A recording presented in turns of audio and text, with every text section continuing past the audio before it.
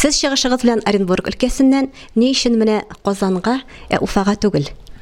Юлны ни өчен дип Уфаны уйлаган да булмады алай, чөнки татар каналын, ТНВ каналын карап, ул вакытта ТНВ түгел, ТРТ каналларын карап, татар артистлары белән кызыксынып, Башкортстан артистлары белән дә кызыксынадыр әлбәттә.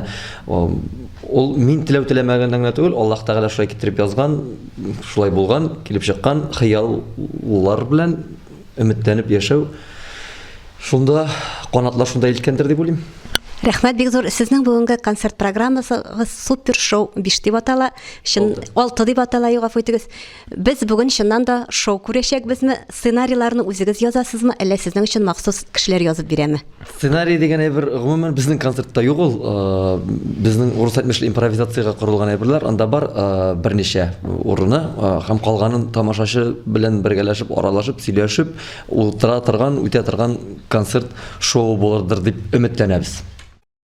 Зур, менә бүгенге көндә районнарда, авылларда җырчылар инде халык аз килә икән концертларга, гомумән бармыйлар, концертларны кире кагалар. Менә фикерегез моңа ничек? Беренчедән мин белмим, үзем өчен генә җавап бирәм. Без башлаган елны 168 авылда йөрдек Татарстанның. Килде 17 кеше, килде 20 кеше, 30 кеше дә булды, 40 кеше дә булды, 100 кеше дә булды, 9 зал белән дә каршы алдылар. Шулай ук әйтәм бит, 17 кеше дә утырды. Үзебезнең әзерләгән 2 сәгать ярымлык, 3 сәгатьлек концертны төрлечә була, кай вакытта кызыбрак китсәк 3 сәгатьтән дә арта. Шуңа күрә кулдан килгәнчә эшләдек, тырыштык. Әле безнең дә кайбер җирләрдә, кайбер районнарда барганда заллар тулып бетмәгән залларда була, барыбер шул программаны куябыз. Кайдыр 3-4 көн рәттән куябыз, 5 көн куябыз. Белмим, ул инде күңел халәтедер, белмим, әгәр инде артист юлын сайлагансың икән, инде сине яратып килгән тамашачы 10 кеше турса да, 20 кеше турса да, әлбәттә ул чыгымнар буенча бик әйбәт булмаска мөмкин. Чөнки юлга түләргә кирәк, аренда түләргә кирәк, группадагы егет кызларга түләргә кирәк. Бөтен әйбер аны санап тормасам да, без барысын да без барыбыз да ачыктан ашып белеп торабыз, аңлап торабыз. Шуңа күрә бәлки шуның өчен кичектерәләрдер, күчерәләрдер концертларын, башкалар белмим. Рәхмәт бик зур. Менә Казанда, гомумән Татарстанда конкурентлык бик зур. Һәм инде өстенлекне, яңалыкны башка артистлар электреп кенә алырга торалар. Сез күләгәдә калырмын дип курыкмыйсызмы?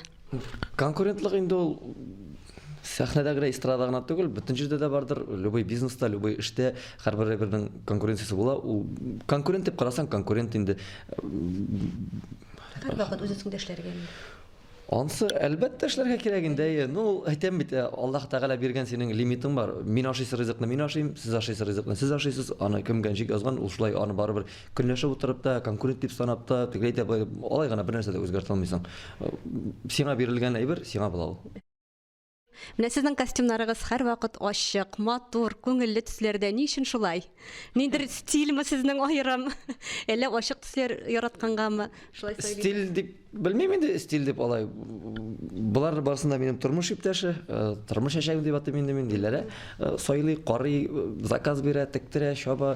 Мин барып киеп кенә карыйм да, чыгып китәм. Мин күбрәк ачык төсләр яратам, чөнки тормышны матур иттереп, шатланып, көлеп, елмаеп яшәргә яратам. Үзем дә һәм инде сәхнәгә килеп чыккачтын да тамашачы кемдер күреп, тагын инде бер сары, кызыл, яшел төсләр күрә икән, шатланып утырсын. Рәхмәт бик зур. Менә тәҗрибәле артистлар арасында бүгенге көндә сезгә киңәш бирүчеләр, өйрәтүчеләр бармы?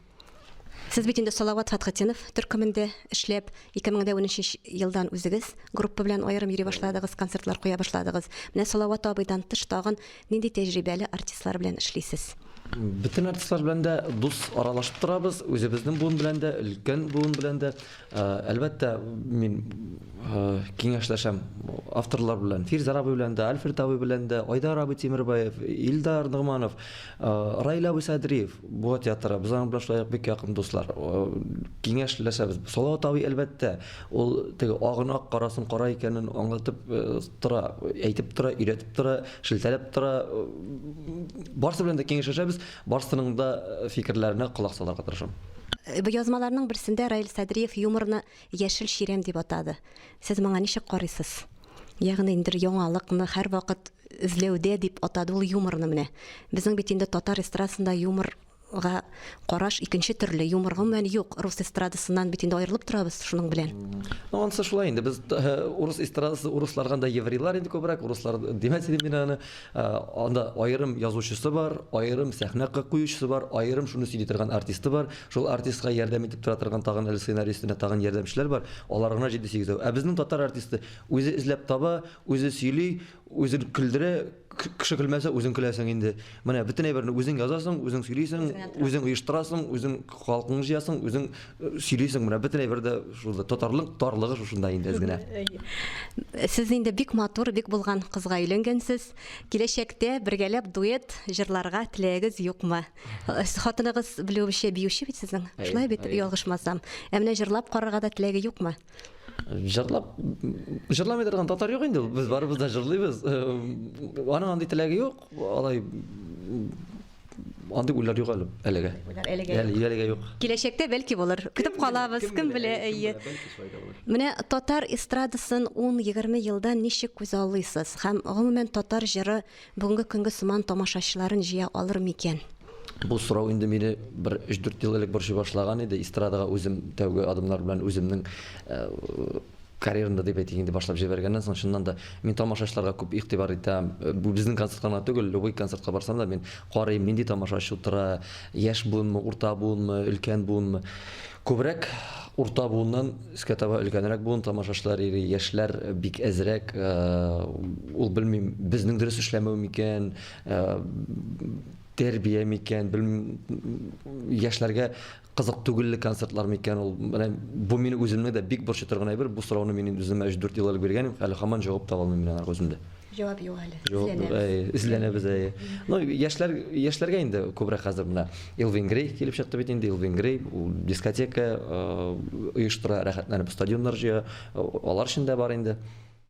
Ә менә киләчәктә ниндидер яңа проектлар булдыруны күз алдында тотасызмы? Бик күп җырчылар инде үзләренең проектларын турында сөйли. Менә Элвин Грейның шулай ук яңа проект, ул яңа җырчыларны сәхнәгә чыгару турында менә әйтеп киткән иде безгә килгәндә. Менә шуңа сезнең дә юкмы менә киләчәктә шундыйрак проектлар төзү, шушы проектлар өстендә эшләү? Кем белгән инде? Теге киләчәкне алдан белеп булмый. Хыяллар бар, планнар бар, уйлар бар. Аны теге менә һәм менә бу әйтәсе килә, теге әйтәсе килә дип теге сөйләп торган мәгънә юк. Эшләнгән эш ул барыбер капчыкта ятмаячак, ул күренәчәк. Шуңа күрә уйлар да бар, планнар да бар. Эшлибез Алла бирсә, Алла исәнлек булсын, сәламәтлек булсын, Алла теләсә.